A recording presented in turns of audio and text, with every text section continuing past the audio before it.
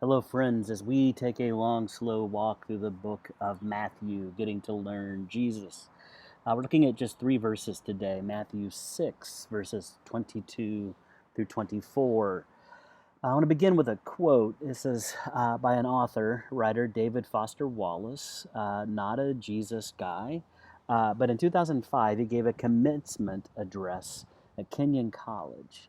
And again, not a Christian, but here's what he says. He says there's something else that's weird but true. In the day-to-day trenches of adult life, there is actually no such thing as atheism. He says there's no such thing as not worshiping. Here's the line. Everybody worships, he says. The only choice we get is what to worship. And the compelling reason for maybe choosing some sort of God or spiritual type thing to worship, be it JC, that means Jesus Christ, or Allah, be it Yahweh, the wicked mother goddess, or the Four Noble Truths, or some inviolable set of ethical principles, is that pretty much anything else you worship will eat you alive. It says if you worship money and things, if they are where you tap real meaning in life, then you will never have enough, never feel you have enough. It's the truth. He says, worship your body and beauty and sexual allure, and you will always feel ugly. And when time and age start showing, you will die a million deaths before they finally grieve you. On one level, Wallace says, we all know this stuff already. It's been codified as myths, proverbs, cliches, epigrams, parables, the skeleton of every great story. The whole trick is keeping the truth up front in daily consciousness. And what I wonder is this: what was it about college graduates that caused David Foster Wallace to think this is what they need to hear? What was he responding to? And what he's responding to elsewhere, he says, he talks about the world that we're in being a world of winning and achieving and displaying. He sees a world where we are driven, right? Driven towards things, driven by what we worship. And he's trying to give imagination for a different way of life. Now, this language he's using, this language of worship, is obviously the language of the Bible. It's caught up not just in the word worship, but really what he's saying is that we all have idols, right? An idol is something we worship. Tim Keller wrote a great book titled The Counterfeit Gods, right? It's a definition of an idol. It's a counterfeit God. See, Jesus here in this part of Matthew 6, this is part of the Sermon on the Mount, and Jesus is on has shifted gears here in this extended sermon and talk. And he started he's looking at the people that he's teaching, and he knows that everybody worships, right? And they're worshiping something. And just prior to this, he's talked about what they value, right? What their treasure is. That there are all these good things in their life, but when they focus on those good things, they miss out on the best things, right? The best kind of things, the treasures, he calls them, the kind that last forever. And then he starts pointing his way towards, how we worship good things. Treasure, this week, money. Next week, in the next few verses, he's talking about how we worship comfort and security. And he uses this language of worship. Let's just kind of walk through the passages real quick. Verse 22, the eye is the lamp of the body. If your eyes are healthy, your whole body will be full of light. But if your eyes are unhealthy, your whole body will be full of darkness. If then the light within you is darkness, how great is that darkness? Now, if you're like me, this sounds a little wisdom talky, right? Like a little bit of words that I'm not sure what they mean. But as we start to see them through the mindset of a first century Jewish person, the kind of people who had been hearing this, it starts to make sense. The eye is the lamp of the body, he says. See, as modern people, we know the eye allows light to pass into our bodies, and that's what makes sight possible. But ancient people thought sight worked in the opposite way, that light passes out of our body. Thus, the eye is a lamp. It's exuding light. See, Jesus is saying that the way we see the world is an indicator of what's going on inside of us. We see the world when we see it through light, a right perspective, right? Or we can see it through darkness, a wicked perspective. Imagine just for a moment somebody living in a season of limited financial means, right? Somebody who's struggling to have enough money. They have less to work with. It's a struggle, but they still have a roof over their head. They have food on the table. Their bills are paid. So somebody with unhealthy eyes, right, might look around them and they just see all that they lack. They compare themselves to other people who are driving better cars, who eat more, who retire early, whatever it is. But in contrast, someone could be in the same circumstances but have healthy eyes. And they might look around them and not see all that they lack, but see all that they have. See the relationships they have. See the stronger trust they have in the God as He provides for them, and for the little luxuries in their life. And they are filled with gratitude. See, Jesus has turned this broader conversation about treasures, right, to specifically money. Even in these terms, elsewhere, this idea of having healthy eyes or unhealthy eyes, they are framed in economic language, right? So to have a healthy eye is to be generous. To have an unhealthy eye is to be stingy. So Jesus is saying the way we handle our wealth is a reflection of our hearts, the lamp that's inside, right? A heart of compassion on the inside results in generosity. A heart of greed results in what Foster calls, an ultimate commitment to winning, to achieving, and displaying what we have. And we can read this and say, okay, then, well, I'll just be compassionate instead of greedy, right? And I'll just go try really hard and that'll work. Right? And that's true. A radically compassionate life is a better way of life than a greedy one. But we can't get there by trying, no matter how hard we try. What Jesus knows and what we know when we're honest with ourselves is that we need a real transformation. We need a renovation of our heart. Our innermost selves has to reorient. And Jesus takes us there. He gets to the deep issue here in verse 24. He says, no one can serve two masters. You'll either hate the one and love the other, or you'll be devoted to the one and despise the other. Now, that word master is very specific for people in those days.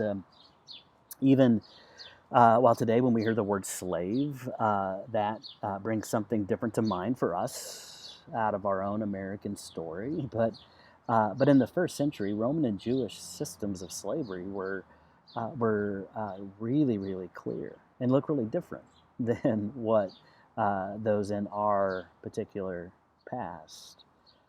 Their systems were well established. That when somebody found themselves in debt, and it would be extreme debt. Now here's the thing: there were systems at work that would put people there, right? There were systems at work in those days that would cause people to not be able to keep up through heavy taxation and other means. People with wealth tended to wind up with things that mattered, property, right? And so what may happen is, or often happened, somebody they had a family and they had a plot of land, right, that had been their generational land. It was their fathers and their grandfathers and their great grandfathers, but everything piled up to the point that they could no longer pay for what they had. And so they would wind up in debt, and somebody wealthy would come along and would buy off that debt, and then that person and their whole family, wives and children, they would become bondservants or slaves to the master and work off that debt, often in a way that was very hard to get to, right? So when Jesus says, hey, you can't have two masters, people know this already, right? Like, so in their culture, you could have two jobs, just like today, right? And even for some people in in their society, it wouldn't be that unusual for some people to have more than one wife. You could have more than one job, more than one wife, but you could not. If you were a slave, if you were a servant, you could not have more than one master. What Jesus says is you can't have more than one master is as clear cut as saying, hey, from here in Cincinnati, you can't travel to Lexington and Indianapolis at the same time, right? It's fundamentally impossible. Jesus says you can't have two masters, and then he tells us about the masters. He says you cannot serve both God and money. Now, the word there is mammon, right? God and mammon. It doesn't just say straight up money, right? It says mammon. So when you think about gods, right? Roman gods, god of war is Mars. The god of erotic love is Aphrodite. And most Bible scholars would say what Jesus is saying, hey, here's the god of love, god of money. And his name is Mammon, right? Now, think about these things, right? So The god of war, the god of erotic love, god of money, and you think those aren't just Roman gods, right? Those are American gods, especially that mammon thing. Real quick, I'm going to share a few things from just a few years ago, 2018. I came across some numbers that that in 2018, Americans spent $100 billion on three things: on watches, on shoes, and on jewelry. $100 billion, and that the average American throws away 65 pounds of clothing every year. The average kid, average 10-year-old in America has 238 toys, and they play with 12 daily. That 1 out of 10 of us rent an offsite storage unit. That the average home size for us Americans has tripled in the past 50 years. That there are first birthday parties happening in America right now that cost $10,000. And if you want your little preschooler to grow up to be a fashionista, you can buy and read to them the children's book called This Little Piggy Went to Prada. Now, I'm not sharing all that just so we can shake our head and go, how terrible is that? I'm sharing that to say Jesus isn't being abstract, right? That we have a master here, and that master is Mammon, right? So this language of worship, of gods, of having masters, right? This is the language of worship. Back to Foster Wallace, right? Everybody worships. So what we first notice here is what Jesus isn't saying, right? So he is not saying that having money is bad, right? And we can't serve it in God, but worshiping money isn't inherently bad for us, right? It is, in fact, there are wealthy people in Jesus' life. There are wealthy people who support his rabbinic teaching ministry. There is a wealthy person who provides a tomb for him. Right there, it's not in essence bad, but it is more than a neutral thing. Money's more than a neutral thing. It's mammon. There's a powerful spiritual force attached to this. Now let's just make sure we're clear on what adultery is. My favorite definitions is by Timothy Keller. In his book, Every Good Endeavor, he says it this way. He says, idolatry means turning a good thing into an ultimate thing. Right? It's when a good thing in our lives becomes an ultimate thing. Money is a good thing. If you're eating breakfast today, right, it's a good thing. And to be able to eat breakfast today, you have to have money. So money is a good thing, but it's a dangerous thing when it becomes our ultimate thing. Right? What does it look like? Let's just pause for a moment, not just about money, but what other good things can you think of that we as Americans are prone to make ultimate things? Right? As we talked about this and interacted on this passage, we thought about ways that we turn politics and our nation into ultimate things, or our desires into ultimate things, or celebrity, or dreams, or even our own personal mission, right? We're going to go change the world, to our comfort and security, to tradition, to even our families, our relationship, or health. Anything we find our ultimate meaning and purpose in that isn't God, that's an attempt at having two masters, and it does not work. It's taking all good things and making them ultimate things. So what does it look like when mammon is our God, right? When money is our ultimate thing? Well, it can look like uncontrolled competition in our lives, right? We have to always win. Foster Wallace talked about winning and acquiring and displaying, right? It can look exactly like this. Like we can never get enough. It can look like control, because money gives us the illusion of control. Like we get to do whatever we want. It can be, it can look like the goal of having comfort and security and being obsessed with saving and never having enough. It can look like out of control debt, right?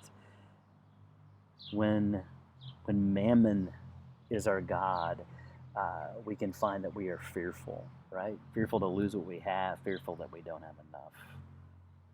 When mammon is our God in our culture, right, it becomes oppressive. It becomes hurtful, not just to ourselves, but to others. What this makes me think of is 2008, when the housing market bottomed out here in the U.S. And it bottomed out because bankers and brokers and traders, right? Not all of them are bad, okay? But bankers and brokers and traders, people in these industries, they worked together to bundle bad mortgages. And then they traded them high and loaded their pockets. And then the whole thing bottomed out because those things were worthless. And then, our government, using our tax dollars, bailed them out. So some numbers with that, right? $3 trillion was kicked in to save those businesses. $3 trillion. 20 billion was spent in 2009 and 2010 in bonuses, right, to the same people who had lined their pockets already. Out of those people, those bankers, those brokers and traders who had used the system to do this, the number of them that were convicted of a crime were 2 mid-level people. Millions of foreclosures happened, putting people out of their homes, and tens of thousands of layoffs happened to lower-level employees, right? See, when money becomes an ultimate thing, it's not just bad for us, makes us greedy, makes us fearful, makes us whatever. It's actually bad for the people around us. How do we know? How do we know? What's the sign, right? Keller again says this. He says, this is his book, Counterfeit Gods. He says, one of the signs that an object is functioning as an idol is the fear. That fear becomes one of the chief characteristics of my life. When we center our lives on the idol, we become dependent on it. If our counterfeit God is threatened in any way, our response is complete panic. We cannot serve two masters. God, money. Let me use a different word for master, a word that we've seen over and over again in Matthew and will continue to see because it is the primary message of Jesus and it is his primary identity. So our master is our king, right? They're the one that has our ultimate loyalty. Our master is our king, and Jesus is our king. To kind of summarize this message, I would say simply this: the way to experience the best possible life is to make Jesus our ultimate thing. For us, we talk about sort of the image of a wheel, right, that represents our life. And the spokes are all different aspects of our lives. Maybe our political life, family life, social life, economic life, right, our money life, work life, physical life, church life, love life, go on and on and on, different aspects of our lives. And when we make Jesus our king, we put Jesus at the hub, right? He's at the center. He has our ultimate loyalty. He is our ultimate thing. And all those other good things don't get to be the ultimate thing because we've said Jesus is Lord. Jesus is the Christ. He is the King, and he is my King. So what does it look like when Jesus is our King, when God is our Master? Now let's pause for a moment just to get clear on who God is, right? Because this is where we go awry often, is that we have an image of God that isn't as he is. We have an image of God kind of like what I grew up with. I honestly thought of God hanging out in the rafters at church, and so on Sundays and Sunday nights and Wednesday nights, we would go where God was. Then he would come down and hang with us, and then he'd go back to the rafters and we'd go home. And what did we do when we showed up there? We wore our best, right? And we were on our best behavior. Because if we weren't at our best, he may disapprove. It was given the understanding that God is disappointed in me, right? God is ready and waiting to disapprove of me. But the God of Scripture and the God that Jesus describes is not a God who disapproves. He's a God who delights. He delights in us He is strong and loving, and he cherishes us and delights in us, you and me. Jesus uses that word Father to describe him, right? And then he defines this Father. Oh, and in the verses that are coming, the way he talks about the Father, he's describing a Father who is good and strong and loving, right? But even one step further, when we ask ourselves, well, what does it look like when God's our master? We have to recognize that we have a really clear example of who God is, right? The clearest example of who God is, and it's Jesus himself. From the earliest Christians, they understood that Jesus, well, Paul puts it this way in Colossians 2:9. He says, for in Christ, for in Jesus the King, lives all the fullness of God in a human body. Right? In other words, Jesus is the clearest example of who God is. If you want to know what God is like, look at Jesus. Begin and end with Jesus. And what do we know about what Jesus is like, about how Jesus feels about us as people and treats us? Oh, we see it over and over again. He enjoys being with us. He's sharing meals, all sorts of things like this. This is a God, right? This is our ultimate thing. So what does it look like when he's our king? What is our life like? Can we be secure, knowing we lack nothing because he's there to provide for us? That we're ultimately safe, that all that really matters cannot be taken away, that we cannot lose what's most important. Right? Can we enjoy our lives, right? Enjoy them here in this moment with what we have, whether we have a lot or have little, right? Can we be a non-anxious presence in the world? That's coming next week, right? Can we enjoy belonging with one another, enjoy community? Can we go deep into a purpose in the world? Can we be free from shame? All of that and more. Because when he's our king, it's good for us and good for everybody else. One example of that as we land it. My friend David, years ago, moved to Laos. And he went there to show and tell the good news of Jesus. And as he was attempting to do so, he learned that there were lots of people in the villages, just these very simple farmers who were raising cocaine and being taken advantage of. Right? They were not being paid well. They were barely getting by working in this industry just to feed their family. And so David decides uh, to start a coffee business.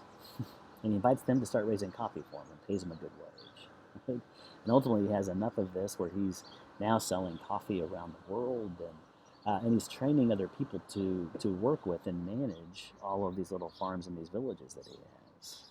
And what he discovers is that he can train folks to not just help them grow well, but to actually teach them about Jesus. Right? And they're ready to hear it because suddenly their life is improved because he's showing the good news, not just telling it. Right? This is what it looks like when God is our master. This is what it looks like when there is enough to go around, when people can take care of their families, right? Because God's the master, not mammon. So, whatever it is today, whatever is become the ultimate thing, whatever ways that you've allowed mammon to take over and take the center of the hub of your life, right? Take the hub, not the spokes, but become the hub. I pray today so that you will bend the knee once again to your King and reorient your life around him and nothing else. And then sit back and enjoy the life he has for you when he's at the center. Grace and peace to you all.